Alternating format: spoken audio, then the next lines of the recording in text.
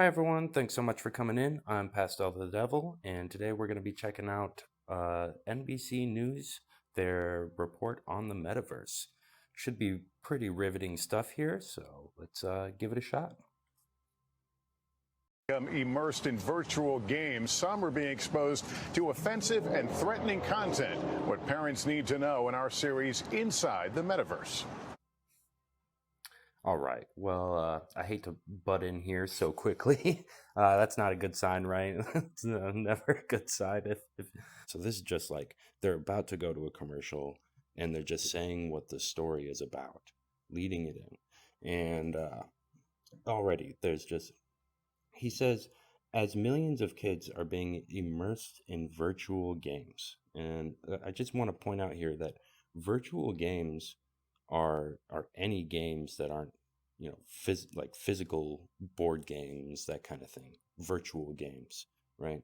And you can be immersed in a PlayStation game or anything like that.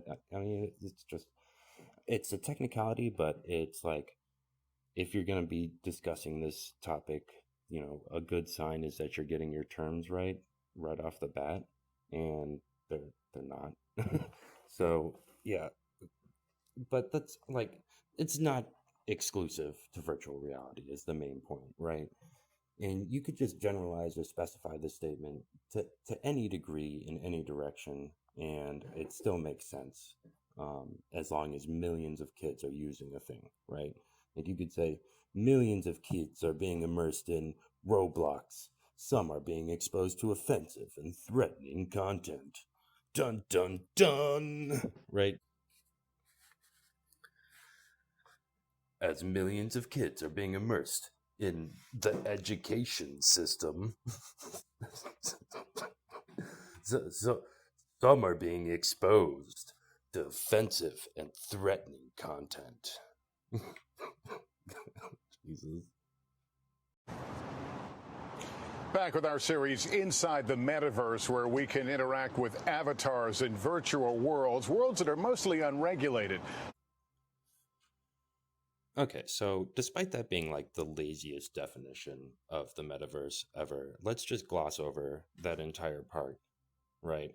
And let's focus on the last part where he says worlds that are mostly unregulated, like your game needs to be all the game worlds, you guys. They need to be regulated. Like, I don't know what you're doing going into World of Warcraft and not thinking about the legal repercussions of that. All right, yeah. Woo. Okay. Yeah. So you could say this. The same thing. There's like repeat problems.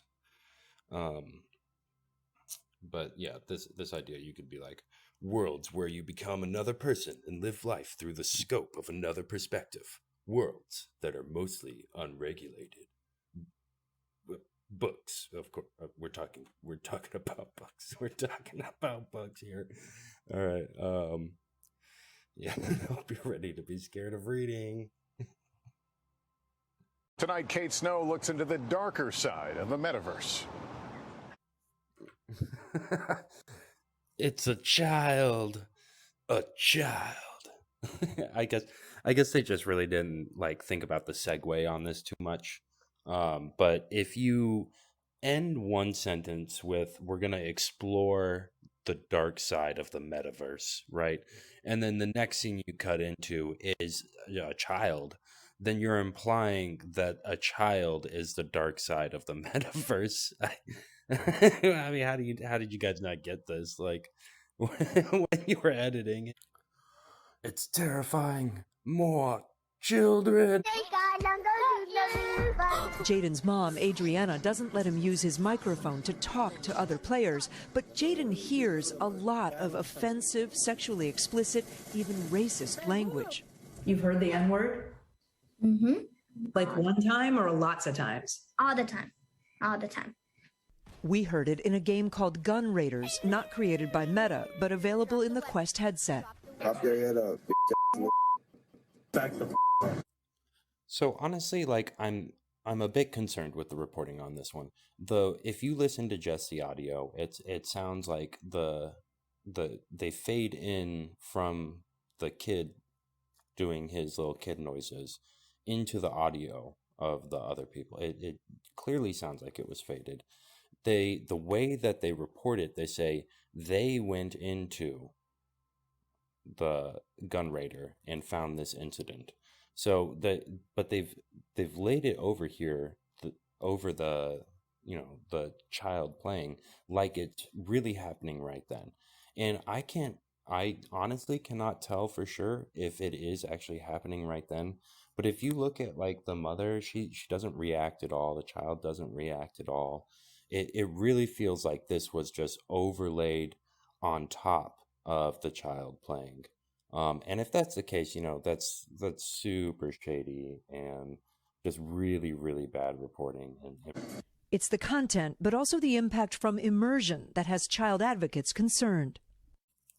All right, finally, something of substance, something that's specific to virtual reality. They're going to talk about the immersion aspect of it instead of just like over and over again, just, yelling out, think of the children, and then just slapping the overused exposure argument, which has, been completely destroyed since the days of the internet. They're going to get an expert in here who's going to really talk about immersion, which is, on it, and presence, immersion and presence, which together are very specific to virtual reality. So let's hear what he has to say.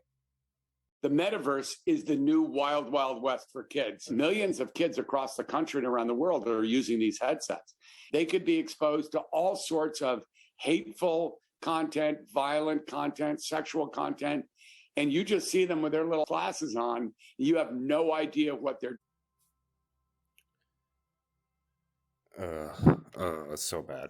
So I mean, obviously it's frustrating that he just used the same exposure argument and everything, and yeah, just literally nothing of substance there at all. He just went back to the same exact argument, but then he follows it by saying that you won't be able to monitor your kids at all doing this, right? They're just wearing glasses. You can't see what they're seeing, but literally a minute, not even 30 seconds prior to them running this part of this report, they demonstrably prove that false.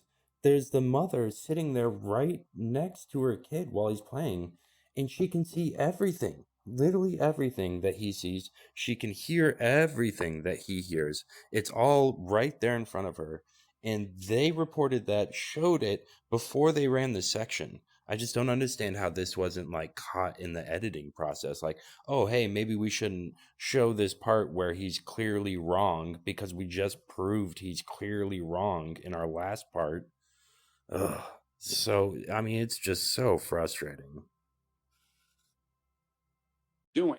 The company behind Gun Raiders told us while not a typical player experience in Gun Raiders, we are aware that issues like this do happen in our game today. We are continually deploying new moderation features.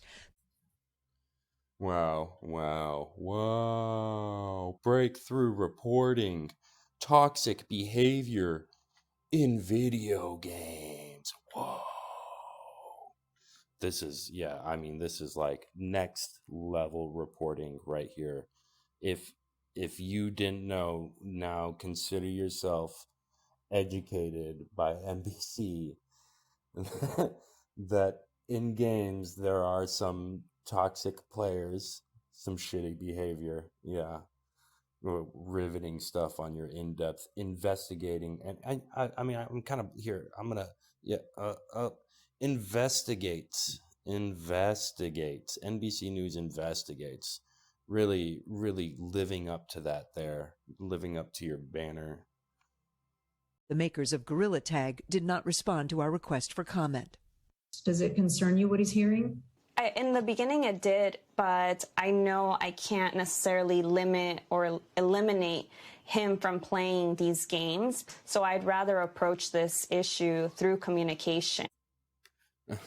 All right. I think it's simultaneously hilarious and terribly embarrassing that uh, the only person who in this entire series, and spoiler alert, I've seen it. This isn't actually my first time watching it through. Sorry. the the only person in this entire thing who really gives good solid advice is this mother who is not paid to do reporting. She's not a specialist in the field of metaverseology or whatever they're trying to say that they are doing here. And Meta told us in a statement, Quest devices are not intended for children under the age of 13, and our terms make this clear in the setup process. We also have parental controls for adults supervising teens over 13. I'm here to talk to you about what the metaverse is. Okay, so this is Nina Jane Patel. If you don't recall her story from February 8th, when it was reported on, back in February, I should say. The stories broke in February 8th. It's definitely an incredibly interesting story. She's a incredibly interesting person, has some, obviously very opinionated views on the metaverse, but I going through and actually looking into everything she said, I cannot point at one thing and say this is inherently wrong. What you said here is wrong. And then actually knowing about her story is, a whole nother thing.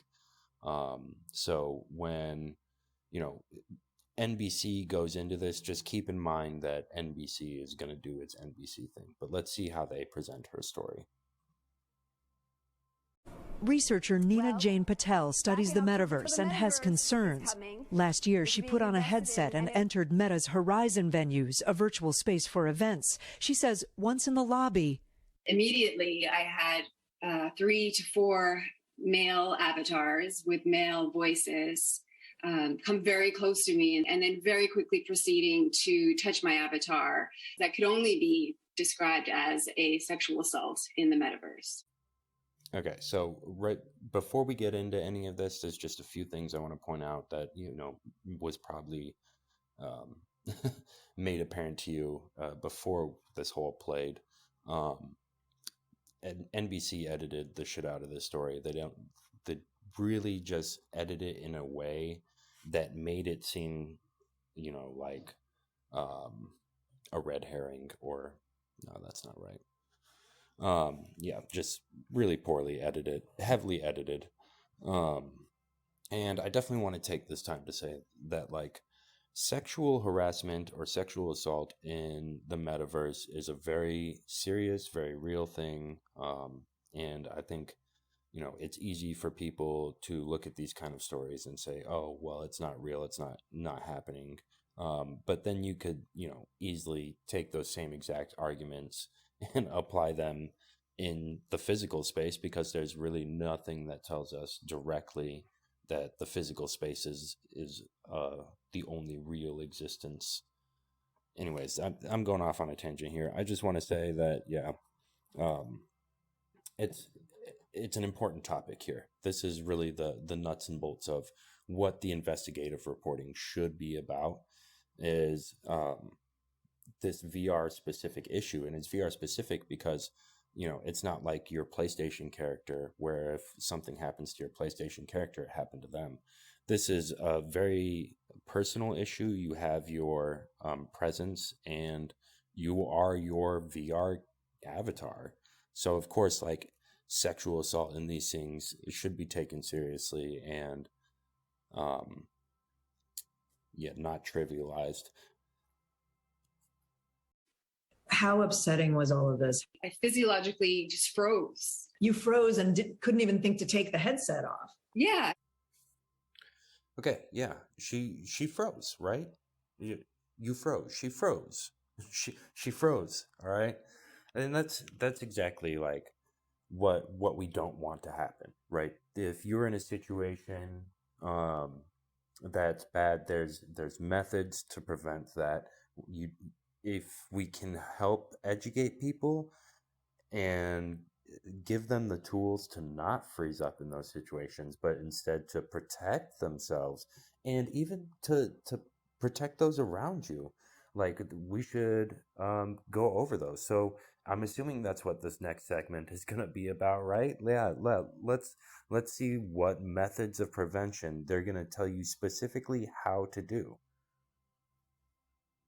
After Patel publicly described her experience, Meta implemented a personal boundary, blocking another avatar from coming within 4 feet without permission. Users can report abusive behavior and can push a button to instantly exit any scenario. 14 seconds. I timed it. That's 14 seconds to cover everything you can do to keep yourself safe in the metaverse. They covered it in 14 seconds. And by the way, missed the most important thing, the most obvious thing, the thing that everyone is going to tell you to do right off the bat, which is blocking. That's the everyone know anyone who's in VR chat or really any VR game, social game, Neo's chill out VR, what's the number one thing you're going to do to protect yourself? Block people. And if you didn't know this, I'm more than happy to tell you, do not hesitate to block people. I used to live this life where I was like, oh, I should block anyone because I could be a positive influence on their life and, maybe make someone else like life less terrible having to deal with this kind of thing. That's not your responsibility, and it's not actually terribly effective to do that. Blocking them is actually extremely effective. But Patel worries the approach has been business first, safety second. Are you concerned that it's so real that it can be dangerous? Yes, if we underestimate what it means to be fully immersed, fully present, and fully embodied in virtual environments, then we really are moving towards a path of destruction. So let's talk about what she said here. And I'm going to note right off the bat that I don't disagree with what she's saying at all. And I don't think anyone should disagree with what she's saying at all, unless you think that the entire metaverse is, being in VR, it's, all a crock of lies, essentially, right?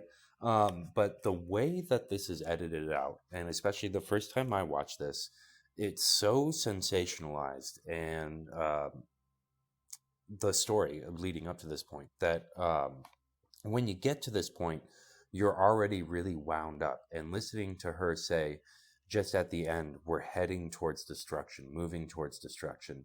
That's really all, like, if you're just watching this right off the bat, no analyzing, nothing like that, that's the number one thing that's going to stick out. And I think 100% that the NBC editors and producers knew that this was going to stick out more than anything. And she's talking in about something very serious, but she's using very strong language to do it, and is maybe not discussing this in the most literal sense, but using the power of language to impart some sort of impact onto you. But I just want to go over what she's saying. And what she's saying isn't that if we're in the metaverse, we're heading towards destruction, right? She's not saying that at all. She says, if we don't do things or she's in essence saying, if we don't do things intelligently and be mindful of the impact of true presence and immersion, there could be serious consequences. So, it's really spun a certain way. And it just has that, it's meant to have some sort of a visceral reaction to the words, right? Especially the way that it's been edited here. But what she's saying isn't wrong. And I think of all the things in this report that kind of got me riled up at first, and then going through and then doing the research on everything, this was the one that I was kind of like, oh, she's saying that if we just go down this road of being in the metaverse, we're all just going into a path of complete destruction. And that's not what she's saying at all. It really is the editing that sells it like that. Jaden has a support system for when virtual reality is just too much. And while he has a lot of other interests too, this virtual world is now a very real part of his childhood. Kate Snow, NBC News. All right, and there you have it. This is NBC's news-breaking story at investigative reporting, and I just really want to say that this is not investigative reporting on any level. Investigative reporting requires that you actually go out and investigate. All they've done here is had people tell them stuff, and that's not investigating, right? Like I could do that myself. Like I could go out and say, you, random stranger, tell me about the metaverse, and then it does that mean that I've done investigative reporting? No, I think what they said in the beginning and failing to meet that standard is really, really telling of how not investigative this is. That this is just fear mongering, that this is completely designed to be set up in a way that makes you go, or makes people who are not part of the metaverse, who aren't going to understand the terminologies and lingos right off the bat, for them to go, oh, it's scary, you know, but it's not the case. And the biggest problem with this kind of mentality is that VR is an emerging technology right now, and so people are going to get into the metaverse, right? Like that's going to happen. There's no denying that that's going to be the case. And those people who watched your story about, you know, how terrible it is for their children and all that stuff, they're going to feel like you've lied to them, like you've just straight up lied. And that's not going to be good for NBC's image. All right. So yeah, just do better. And up next for us tonight, a decades-old cold case.